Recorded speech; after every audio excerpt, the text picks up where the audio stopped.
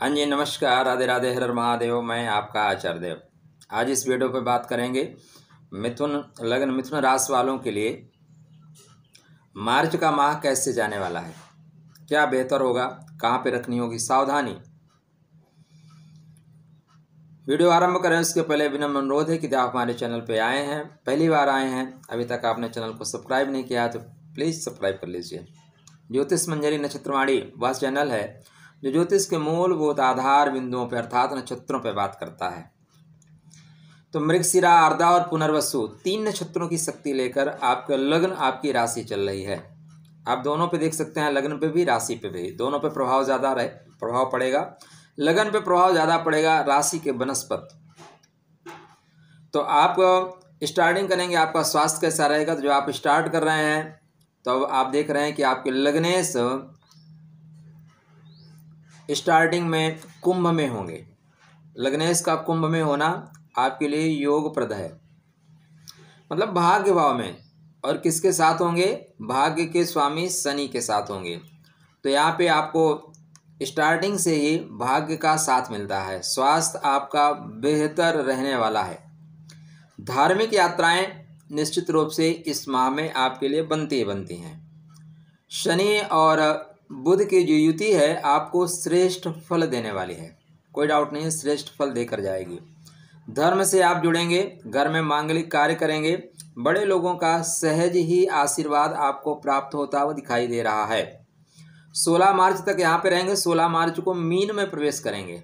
Mean में शास्त्रकार कहते हैं कि बुधदेव नीच के हो जाते हैं, लेकिन नीच के पूरे समय तक नहीं रहेंगे।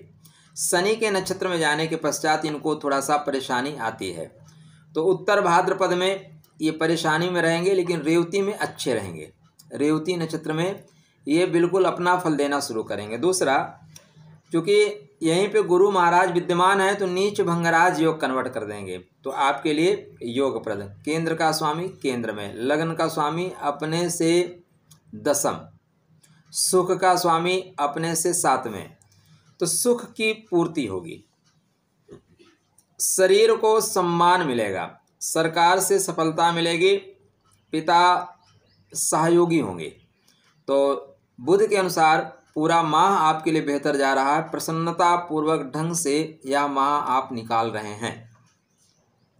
बात करें आपकी कुंडली में तो धनेश की क्या स्थिति है। तो चंद्र महाराज हर 2.25 दिन में राशि परिवर्तन कर रहे हैं, वो आपके लिए बेहतर परिणाम देकर जाने वाले हैं। आपकी कुंडली में पराक्रम भाव के स्वामी, देखिए इस संसार में जो कुछ भी मिल सकता है ना, आपको पराक्रम की वजह से मिल सकता है। या तो आप बहुत बड़े आदमी हो, बहुत बड़े घर में पैदा हो जाएं, तो सारी चीज़ें आपके पिता आपको कमा के दे दें, बात अलग है।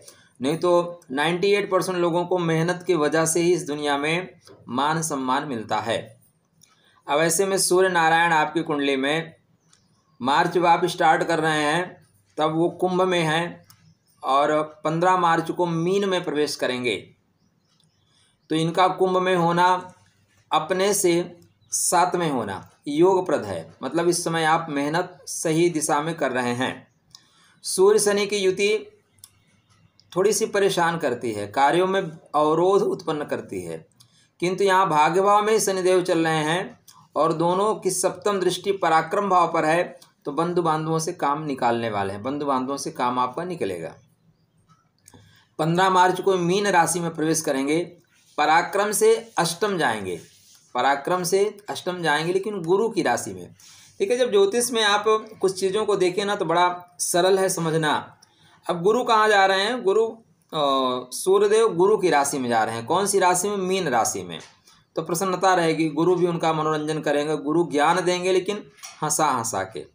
तो यहाँ पे आपको हर तरह से सफलता मिलेगी, किंतु अपने से अष्टम जा रहे हैं, तो बंधु बांधवों से संबंधों में आपको सावधानी रखनी ही पड़ेगी।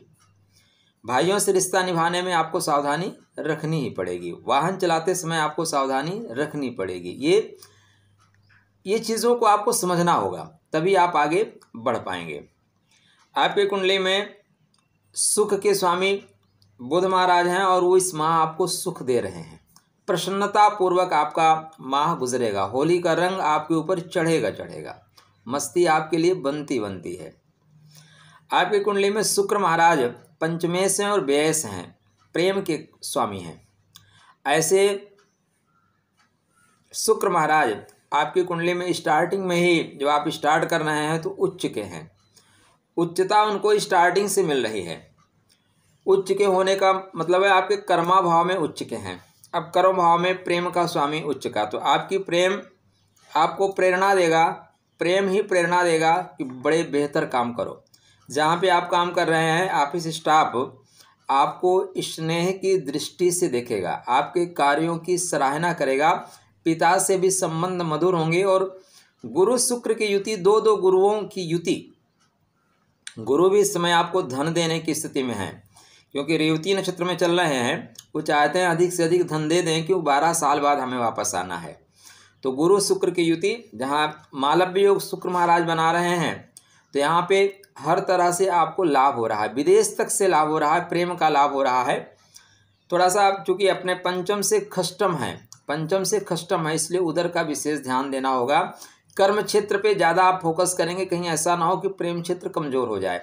दूसरा ये भी हो सकता है कि जहाँ पे आप काम कर रहे हैं वहाँ किसी से आपको प्रेम हो सकता है, ऐसी स्थितियाँ बन रही हैं। 12 मार्च को ये मेष में प्रवेश करेंगे।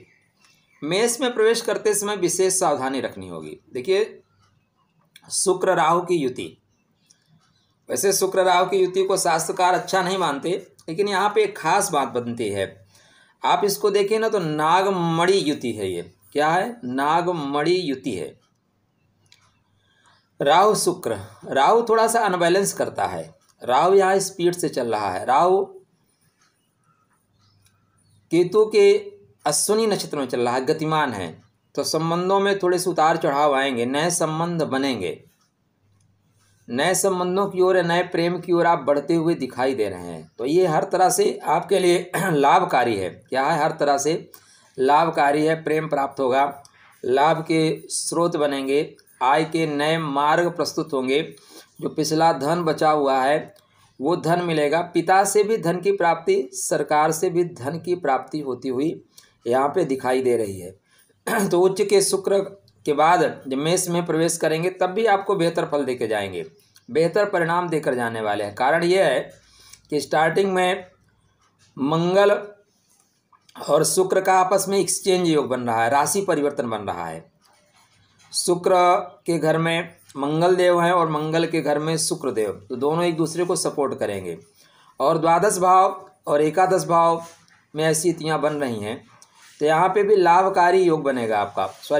एकादश भाव से युति बन रही है तो लाभकारी योग बनेगा, तो हर तरह से यहाँ लाभ देने वाला योग बनेगा।